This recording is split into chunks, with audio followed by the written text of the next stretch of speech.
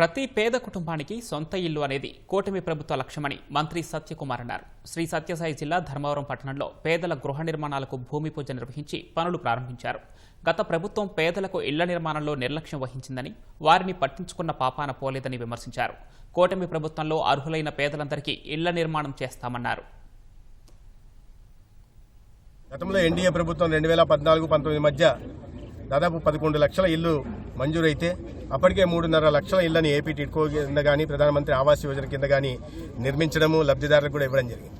మిగిలిన ఇళ్లని తర్వాత వచ్చిన ప్రభుత్వం ఒక్క ఇంటిని కూడా పూర్తి చేయకుండా అనేక ఇళ్లని పునాదుల స్థానంలోనే ఆపేసి పూర్తిగా వస్తున్న ఇళ్లని రంగులు మాత్రం వేసుకుని ఆర్భాటపు ప్రకటనలు చేసుకుని తప్పిస్తే పేదలకు ఇల్లు ఇవ్వాలనే ఆలోచన చేయలేదు.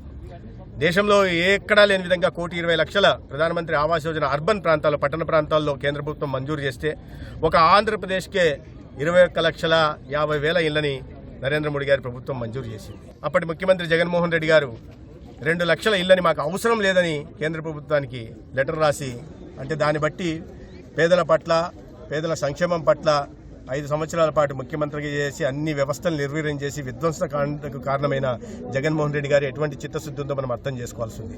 మళ్ళీ కూటమి ప్రభుత్వం వచ్చింది, మళ్ళీ పేదల జీవితాల్లో వెలుగులు నిండుతున్నాయి. వాళ్ళ ధర్మవరం పట్టణంలో కూడా ఎక్కడ కూడా గతంలో అస్మదీయులకి కావాల్సిన వాళ్ళకి లేదా నాయకులకి కట్టబెడుతుంటే వాళ్ళ నిజమైన లబ్ధిదారులకి ఇవాళ ఇళ్ల మంజూరు చేయడం కానీ ఇళ్ల నిర్మాణం కూడా త్వరితగతిన టైం లైన్స్ పెట్టుకుని పూర్తి చేయాల్సింది కూడా అధికారులకు ఆదేశించడం జరిగింది. పూర్తి చేస్తాం. రాబోయే రోజుల్లో ధర్మవరం నియోజకవర్గంలో అది గ్రామీణ ప్రాంతమైనా పట్టణ ప్రాంతమైనా ఇల్లు లేని పేద ఒక్కరు కూడా లేకుండా చూసే బాధ్యత కూటమి నాయకత్వానికి.